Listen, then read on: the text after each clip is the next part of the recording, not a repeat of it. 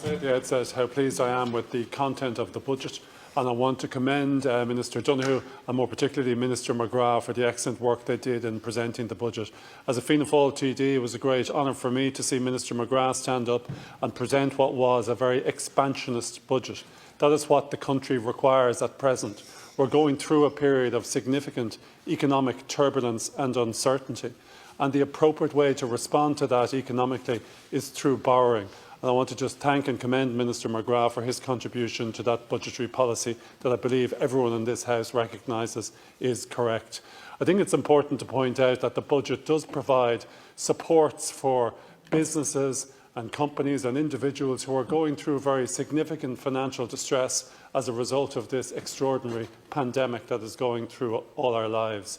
I also think it's important to point out that government can control issues pertaining to economics and financial responses to these events. But it's also important to point out that we cannot provide a response to every single issue.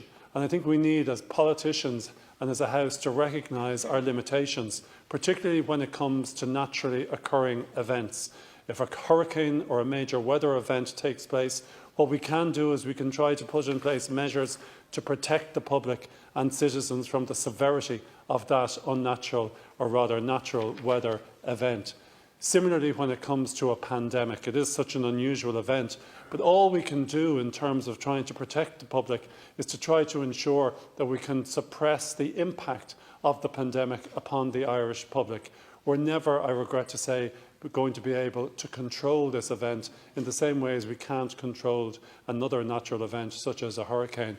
I spoke before, going back as far as the 6th of May, Caherlick, about the concern I have about the impact that the pandemic and our restrictions that are being imposed are having on young people, in particular people between the ages of 16 and 25. I'm more concerned today about it. I think we as a political system have to try to develop some policies in order to protect young people and in order to enable them to try to live their life in as normal a way as possible. It is regrettably the case that the restrictions that we are imposing and have to be imposed are having an extremely negative impact on young people. It's interfered with their education, with their employment, with their entertainment, with their pastimes, with their relationships. And as a body, we need to come up with some policies and proposals to protect them. Thank you very much.